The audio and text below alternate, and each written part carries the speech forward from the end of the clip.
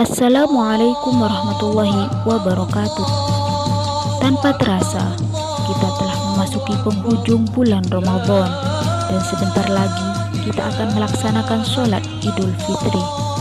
Sesuai kondisi saat ini, yang mana pemerintah menghimbau agar kita menerapkan social distancing dan di rumah saja.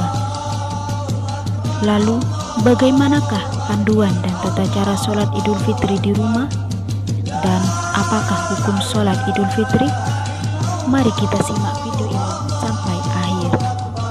Hukum sholat Idul Fitri adalah sunnah muakkadah, seperti apa yang dijelaskan Imam Syafi'i dalam kitabnya Ar-Rum juz 1 halaman 86 yang mengatakan, sholat yang dianjurkan atau sholat sunnah ada dua jenis, sholat yang dilaksanakan secara jamaah dan sendiri.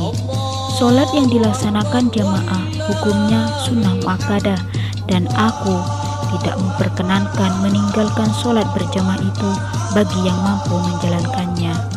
Jenis sholat yang disunahkan berjamaah itu adalah sholat 2 hari raya Idul Fitri dan Idul Adha, sholat gerhana matahari, sholat gerhana bulan, dan sholat istisqa atau meminta hujan. Berikut ini panduan dan tata cara sholat Idul Fitri di rumah. Yang pertama, sunnah membaca takbir sejak malam Idul Fitri sampai sebelum sholat Id, boleh berjamaah atau sendirian. Yang kedua, disunnahkan mandi sebelum sholat Id. Yang ketiga, memakai pakaian yang bagus dan minyak wangi.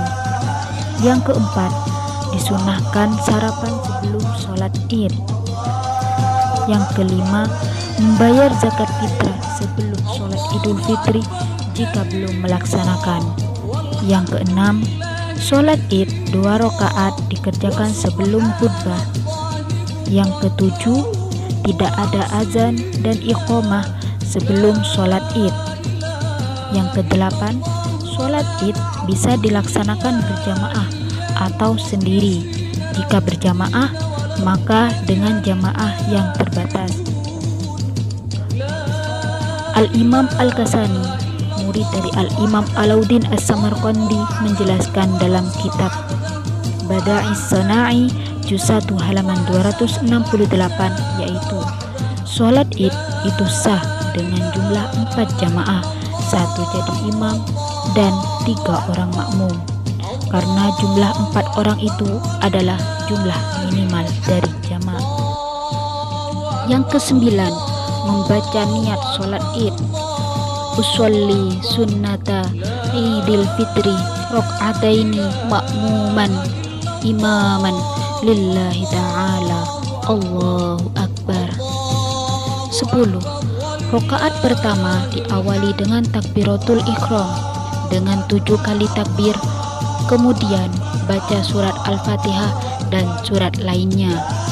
11. Rakaat kedua membaca takbir sebanyak 5 kali selain takbir saat berdiri, kemudian baca Fatihah lalu surat. 12.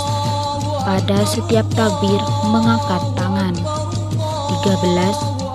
Di antara 2 takbir terdapat jeda dan membaca tasbih dan tahmid.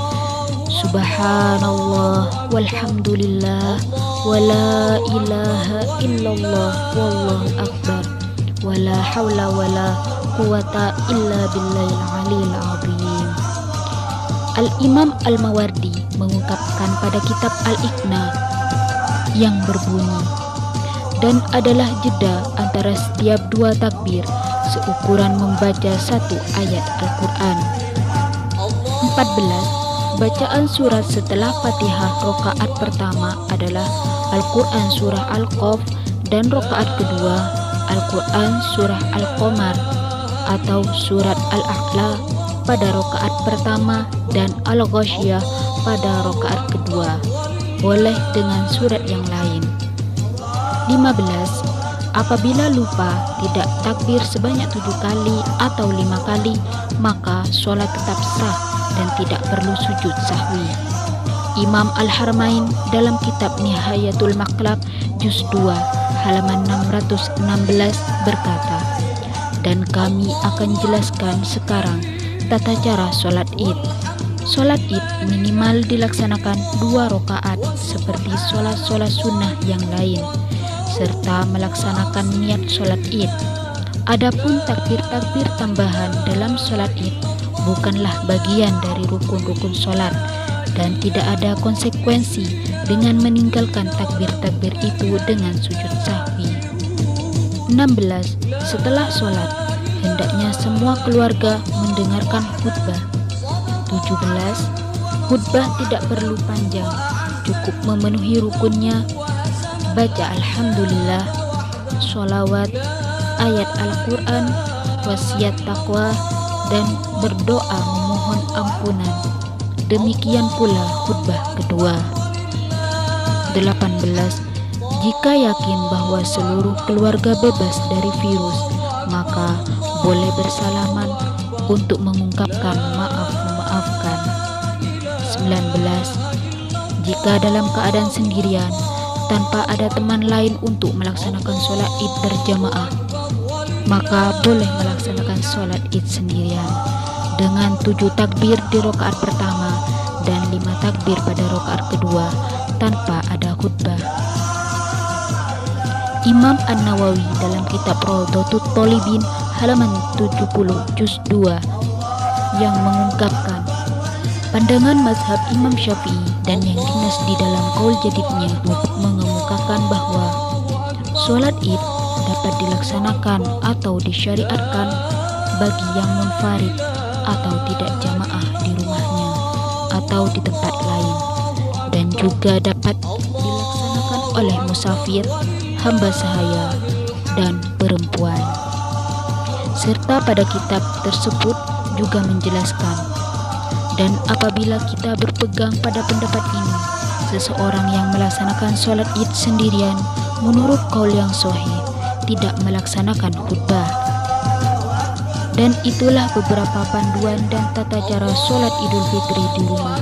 Semoga bermanfaat. Wallahul muwaffiq ila qawmit thoriq. Wassalamualaikum warahmatullahi wabarakatuh.